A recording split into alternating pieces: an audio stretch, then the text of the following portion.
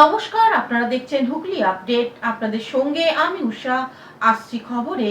রাজ্যে নির্বাচনের প্রক্রিয়া চলছে, তার মধ্যে চুঁচুড়া ঘুরে গেলেন প্রয়াগরাজ্যের বিধায়ক গুরুপ্রসাদ মৌর্য। রাজ্যের বিধানসভা নির্বাচন অনুষ্ঠিত হতে চলেছে এপ্রিল মাসের শেষ সপ্তাহে। সমস্ত রাজনৈতিক দল ভোটের প্রচারে ব্যস্ত। তারই মধ্যে চুঁচুড়াতে ঘুরে গেলেন প্রয়াগরাজ্যের বিধায়ক গুরুপ্রসাদ মৌর্য। উল্লেখযোগ্য, উনি এসেছিলেন চুঁচুড়া সুকান্ত নগরে। চুঁচুড়া আদালতের আইনজীবী তথা বিজেপি নেতা স্বপন পালের মায়ের পরলৌকিক কাজে উনি একান্ত সাক্ষাৎকারে এ রাজ্যের ভোট প্রসঙ্গে জানান, भाई हम लोग तो कह रहे हैं बीजेपी की सरकार बनेगी, इसलिए कि भारतीय जनता पार्टी का उद्देश्य किसी जाति धर्म व्यक्ति से नहीं, पूरे देश के हर व्यक्ति को भारतीय जनता पार्टी का विकास मिले।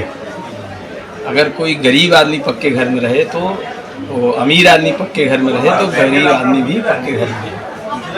तो आदरणीय प्रधानमंत्री श्री नरेंद्र मोदी जी की सोच जो है वो सबका साथ सबका विकास है, कि हर व्यक्ति के लिए काम करना, किसी परिवार के लिए काम करना नहीं, किसी व्यक्ति के लिए। एक लोकतंत्र है, लोकतंत्र में हर व्यक्ति वोट दे और चुनाव की तरह हो, वो व्यवस्था चुनाव आयोग कर रहा है और उस व्यवस्था में कितना सफल होता है उसका प्रयास हो कर रहा है।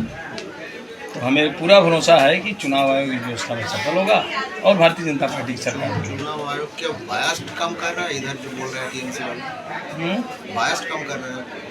वो सरकारी संस्था है, वो किसी पार्टी का नहीं है, तो आप जान रहे हैं।